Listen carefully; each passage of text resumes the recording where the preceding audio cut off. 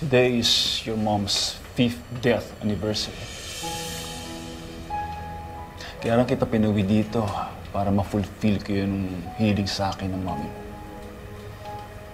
Ano yun pa? That when you reach the right age,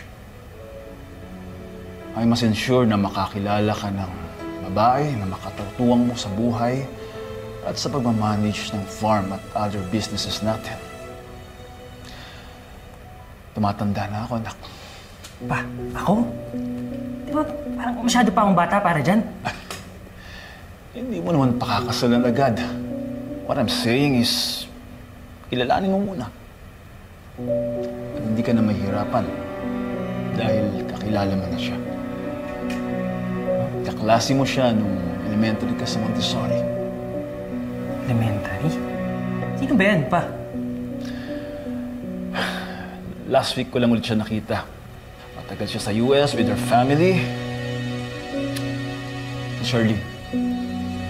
Charlene Esteban. Si Charlene? Yung laging nang-aaway sa akin ng elementary.